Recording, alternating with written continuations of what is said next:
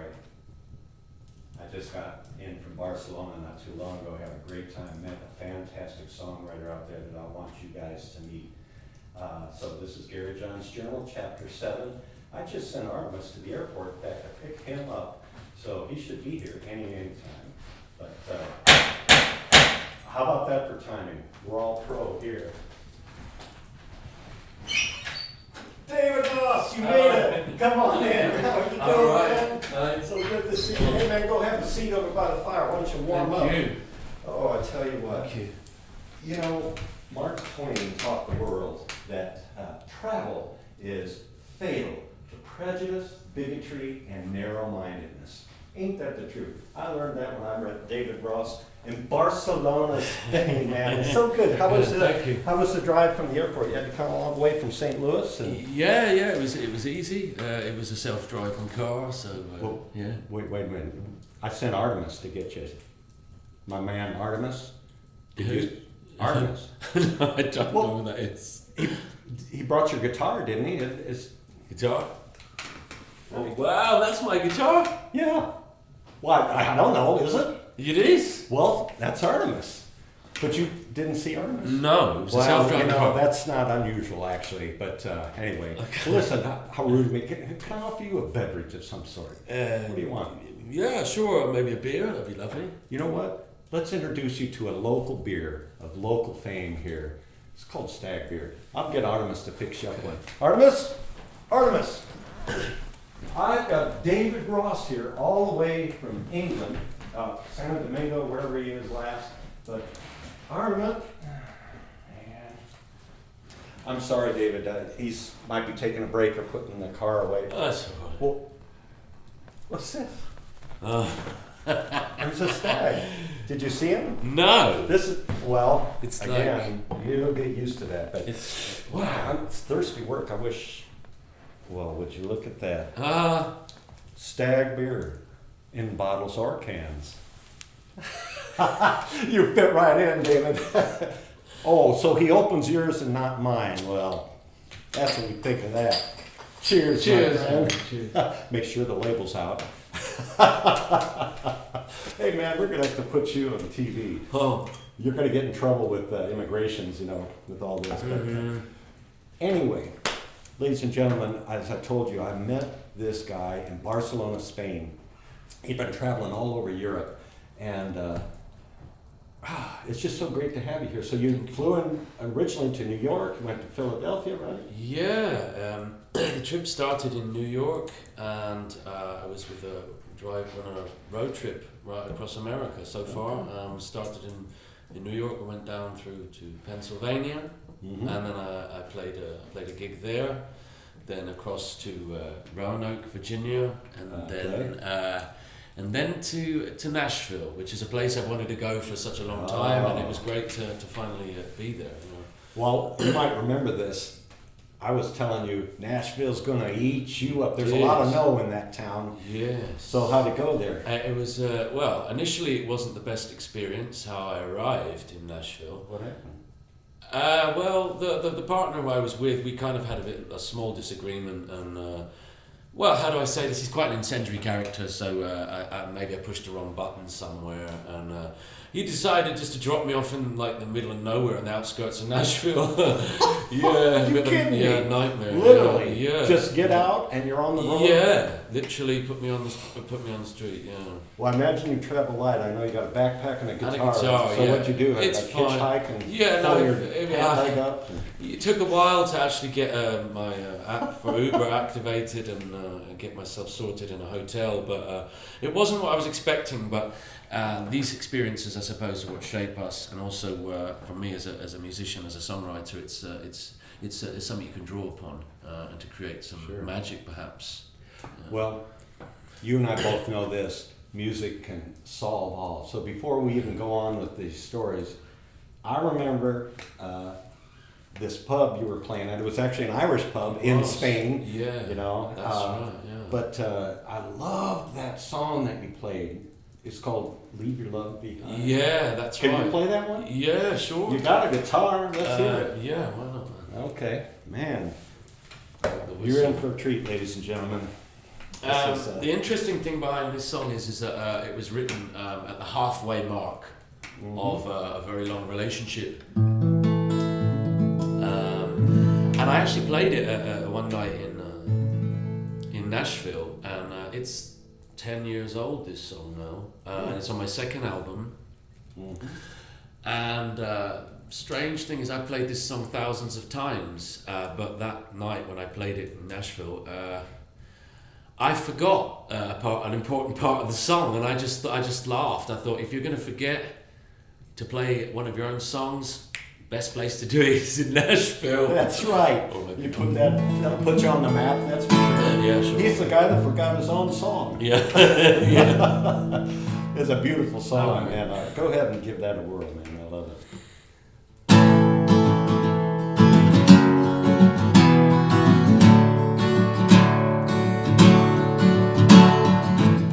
I gave it all to you. Now I want it back. When it falls, don't think that I won't take it all. Before you go, you'll take what's yours and I'll take what's mine. Leave your love behind.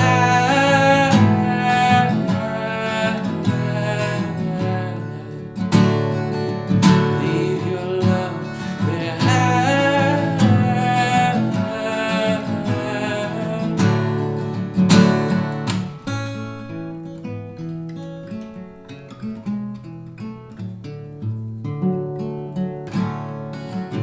I'm the holder now of each and every card.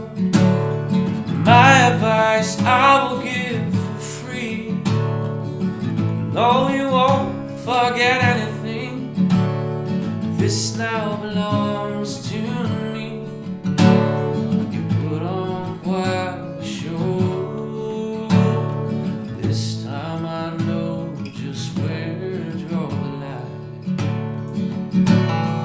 Leave your love behind.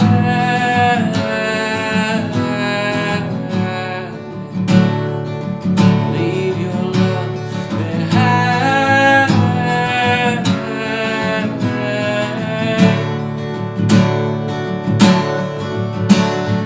I'm all for going for what you want. In this life, you take what you can, but you always take more. Leave your love behind. Leave your love behind. Leave your love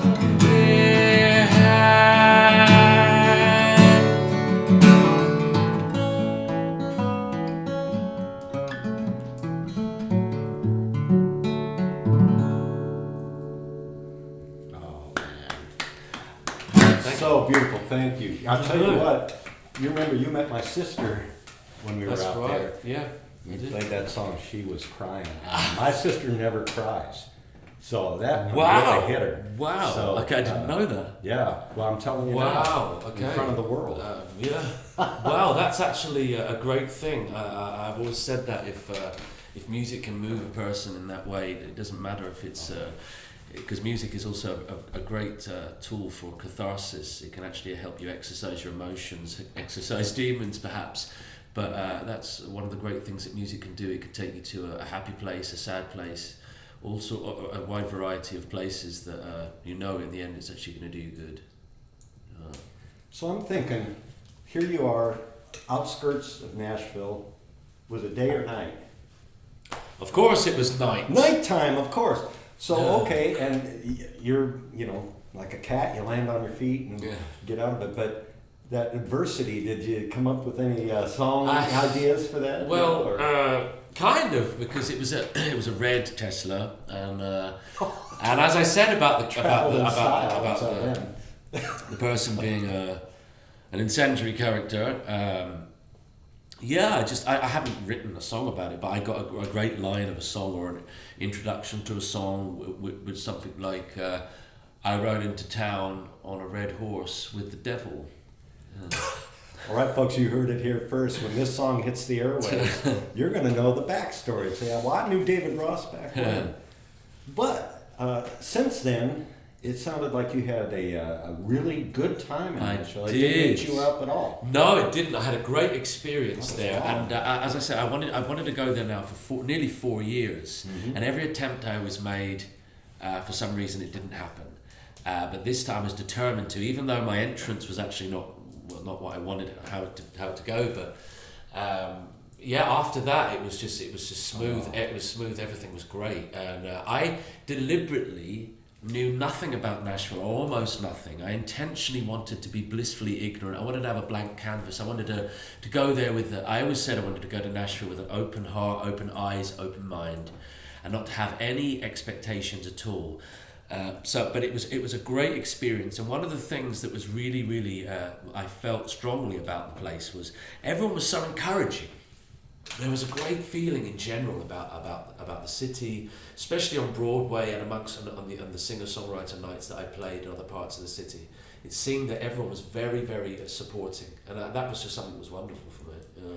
I'll tell you what, and we've talked about this on my show before, like all for you budding or experienced or not, you have to have a little support from people around you to just get you through or get you started as a songwriter, because it's not an easy thing. No, it's really not. You need all the support you can get, and it's kind of when you get to that level where you're understanding about how the music the music industry, it's a bit of a monster, really. So it's not for the faint-hearted. I don't have the greatest level of exposure to it for that reason. I always wanted to kind of distance myself, but I know it's a necessary evil. You have to play the game. But that was one part about Nashville I thought was great, was the supportive nature of all the people, not just the musicians, but it just in general, the whole vibe, the whole culture around the place was so positive. So I'm already planning my next trip back there, hopefully next spring. Yeah. Oh, that ought to be fantastic. Well, let us know when you're back over the pond this way, because we get some Nashville folks. In fact, I did a chapter on some Nashville songwriters. Maybe you can check it out sometime. Okay. I think chapter 4. But you know that adversity thing. I got a song here. Let's hear it. Yeah, it's one I wrote. It wasn't the kind of adversity that you've experienced, but I was in a pop-up trailer in a campground, and it was raining. It was raining all the way down there, and then we set up. I was with my daughter. It was a daddy-daughter camping trip, and anyway, pouring down. I just came up with one line, sitting there in the dead dark, and I said, well, at least I'm warm and dry against the rain. And I was like, and I got my flashlight out, and I had a pen, and I started writing, and by morning I had this. Wow, song. aha moment. Anyway, so it's called, obviously, Warm and Dry Against the Rain. It goes like this. Warm and dry against the rain, safe behind your window pane, protected from the cold and wet. You've been the best thing for me yet. Helped me through my troubled times. You took my hand when I was blind, picked me up when I was lame. Now I'm warm and dry against the rain. I was alone, I was afraid,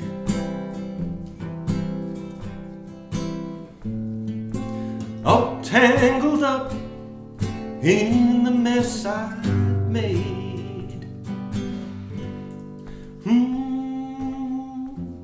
Such a fool living that way.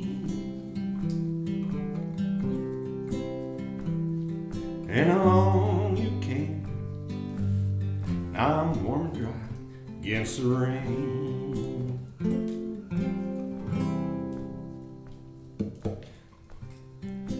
Knocked on your door and it was open wide.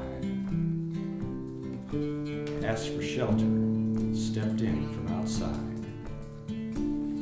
Glowing hearth eased my pain, and now I'm warm and dry against the rain.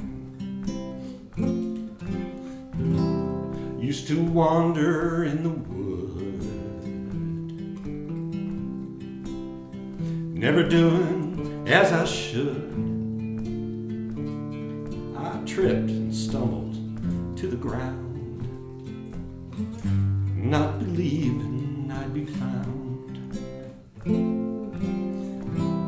I didn't know what it was like to feel the love, see the light. It was worse than dead until you came. I'm warm and dry against the rain. I was alone,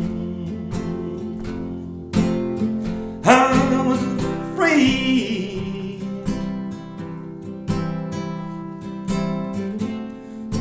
all tangled up in the mess I'd made.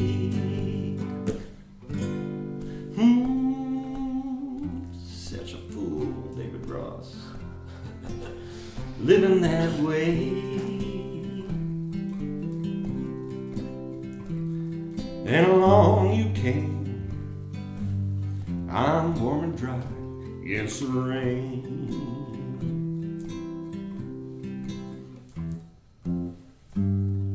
Along you came, I'm warm and dry against the rain. That's lovely. Oh, thank you. Mate. You know, as I was singing, I realized you've never heard me sing No, I or haven't. play. I've always First just time. been like, you know, in First Barcelona. time. Thank you very much. Oh, hey, well, thank Wow. you. That's, but anyway, I thought it was a good song to come out of a little bit of adversity, you know, and all that. And, I tell you. So, you, I think, I'm just guessing here, but you can fill in.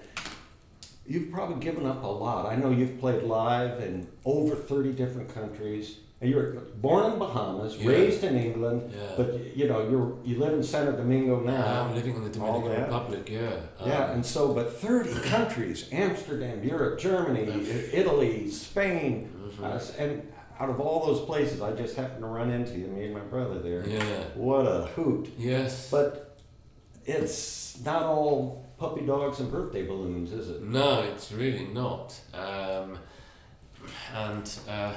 So my advice to up and coming songwriters and performers would be, it's not always what it says on the tin. It's you need to go to those depths. Certainly, if you want to create, and I think that if you want to create something good that's real, I mean, maybe you can do it when you're in a positive mood. That's great, But usually, I think some of the greatest creations musically have come from when they've been in the face of adversity or monumental challenges. That's how people rise to it, and that's how they respond, internalize their thoughts, and then whatever comes out on the canvas. One little everyone thing can you enjoy. said on stage when I saw you that really caught my ear, and it ties right in with what you're saying, was you were talking about, you seem like sort of a spiritual person, but you get ideas from dreams. You remember that? Yeah, that's Tell great. us about that, because I have a song one that I had, but you go ahead and tell But me there's a about few yours. songs actually I've actually had from dreams, and some of them it's great. I just have to go to sleep, and I wake up and I have the words and I have the melody. No, wait a minute. Were there mushrooms involved in this? No comment. But this is. I wish it was that easy. Certainly for me, but it's not, because it's a labour of love as well. I have to sometimes slave over songs. They can take weeks, months, and sometimes even years. Yeah. Unfortunately, I'm not that type of writer who can just maybe blaze up a fat one and then, you know, within 15 minutes they've got a song. It's not like that for me. It takes so long, the process of shaping it and creating it, and then when it's ready to go, then you're always questioning, is it really ready? But and I don't think it ever is. And speaking of Barcelona, a good example would be the Sagrada Familia.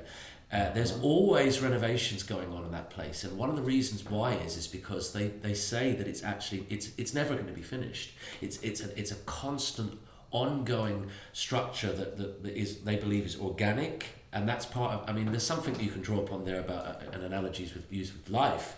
That, you know, do you ever reach the top of the mountain? Do you ever get there? And if you do, maybe that's the part where you should be scared. You know, because what happens then? You know. Careful what you wish for. Find the mountain. Well, yeah, sure. That's the thing. Actually, knowing which direction to climb, and you don't know. I mean, I often say that one of the descriptions I like to use about songwriting is that you're down in the mine on your own, usually on your own. Well, I am anyway, and I'm fumbling around in the dark. It's cold. It's lonely. Sometimes it's quite a scary place, and eventually you come across some lumps of coal. And then you bring them to the surface, and you're tired, you're weary, you're worn out. You don't know what these things are. They might, it might be just something you can just put on the fire. but you kind of hope that inside one of them there'll be a diamond that you could actually kind of extract. And who knows? Maybe people would be interested in listening to it. I don't know. That's the analogy I like to give with songwriting. Is that's what you're doing. You're going to the depths.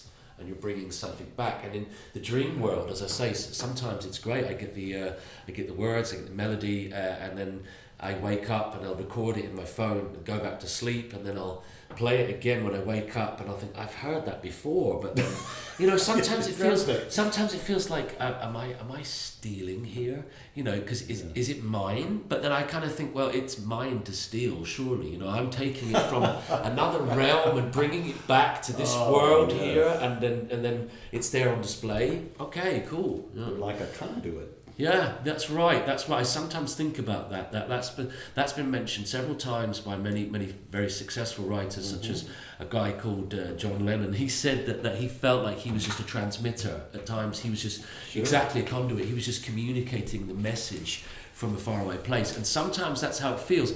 That does also sometimes it's an impersonal feeling when I look at it that way. I think no, it's mine, But then, as I say, you're going to another realm, and you're bringing it back to here, to this planet, to this world, and that's a great thing, actually. Yeah, really great. Well, I'll tell you what, enough theory. Let's hear some results from this coal mine trip of yours. You got another song for us? I'd like to hear something more.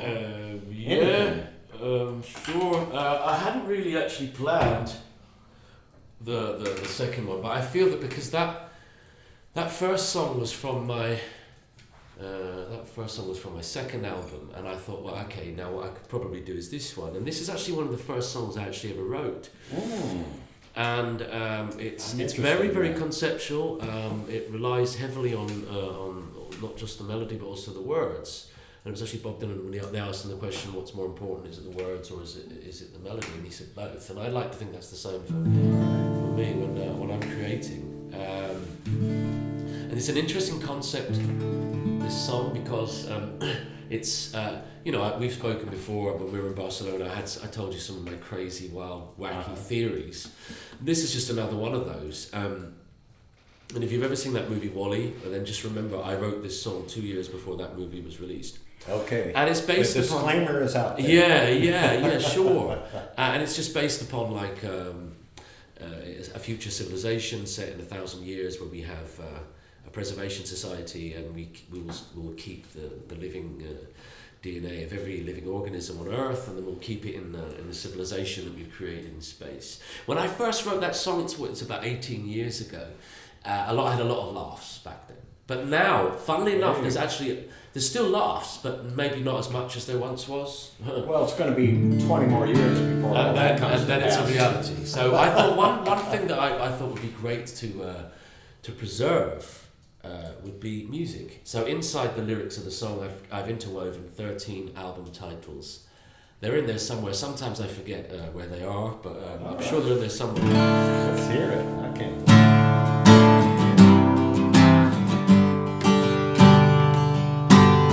Imagine your world with no dark side of the moon. Oh well, never mind. It goes on and on. We'll be home soon. She said it's a warning, baby, we're running out of time. The revolver has come to the end of the line. But all is said and done, and Mr. Robin's come. Where you gonna leave your heroes, my son?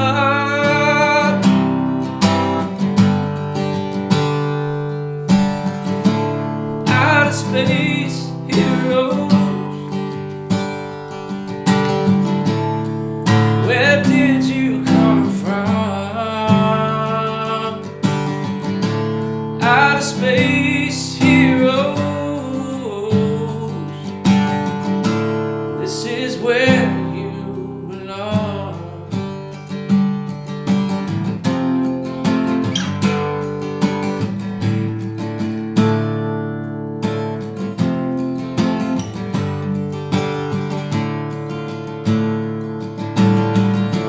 Legend says that when our appetite has begun, the doors will open, we all leave one by one.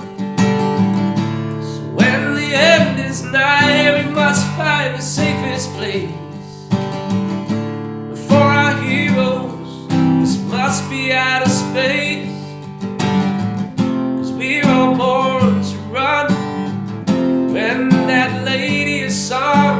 So where you gonna leave your heroes, my son?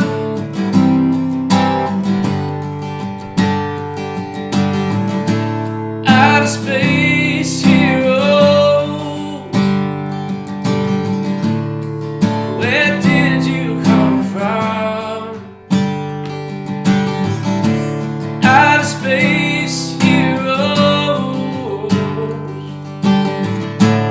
this is where you belong. This is where you belong. This is where you belong. Ooh. I'm glad to have this album, man. You got 2 albums out, so Yes, you wouldn't 2. happen to like. I do, actually. Oh. I do have 2 that have just miraculously appeared. Oh, really? Yeah. And you know what? I've got 2 also. Tell Okay, you well what. then we could do a swap. What do you think about No, that? no money needed, right? No, a direct swap? Well, Like, don't worry why about these. not? Let's look at this.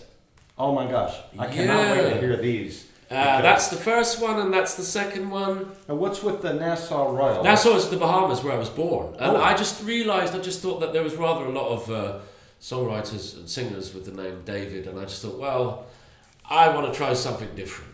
Okay, so it's like a stage. Well, you could say Album that, or a or project, call it what you will, but All right. yeah. That's Okay, what- so. All right. Stephen. Thank you. All right, David. Eden, Thank Steve. you. Hey, thank you. I cannot wait to hear these.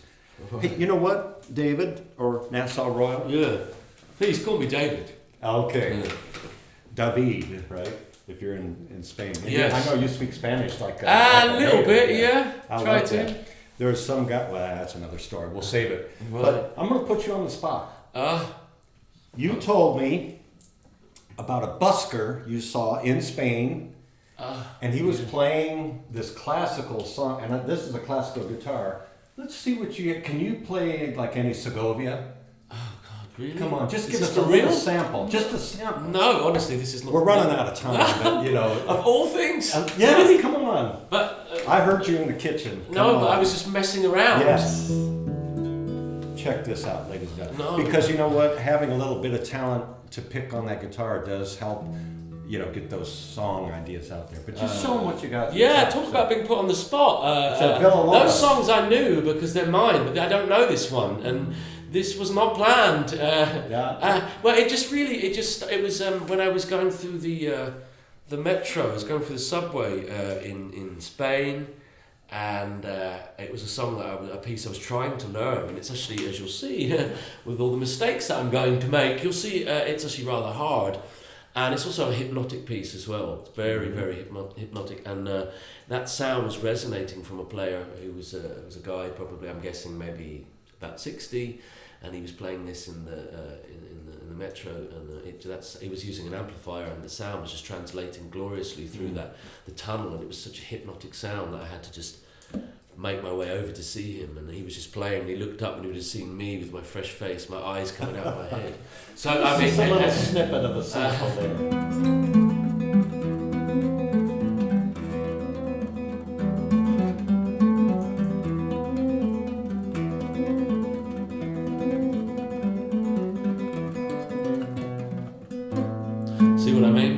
If we only had that planned, then I probably, if I'd have known I was going to play that, then I probably would have practiced it a little bit more, Gary. I love it. But the point, the point I wanted to make about that song, we were talking about that just briefly, is that my advice is to again to any performing musicians is get tight on your craft as best as you possibly can, because don't be so reliant on the technology that exists today, because that was actually it was a quote from John Fogerty, who was saying about how there are many youngsters today who say you don't even really need to play an instrument anymore because everything can be programmed in for you by the computer. But then he actually mentioned Segovia and said, go and listen to some Segovia, and that might help you change your mind. So, but yeah, thanks for putting me on the spot there. You're quite welcome. Yeah. Hey, listen, so I appreciate that, but you all could hear that there's, it's just some talent in there, and that really comes out in your shows that I've seen. Thank you. Now, I have one more request. I have here Gary John's journal, and it's a tradition here that all of our star performers, I got the ribbon here open somewhere. Here we go. I want you I want your autograph so I can sell it later if I get hard times. But you can just write about anything about the experience, and I'm going to go see if I can round up Artemis, and you just take your time, write anything you want. All right, okay. You can, okay. All right. You got it. All right. Thank you so much, David. Thank Ross. you, Gary. We'll catch you on the flip side. Yeah, thanks. Artemis? Artemis. Now come on, I'm going to go over. If you can see it with eyes closed, you're a better man than me. It was so hard to leave, but once in my life, no more curiosity. I'm off to see the wizard, he can lend a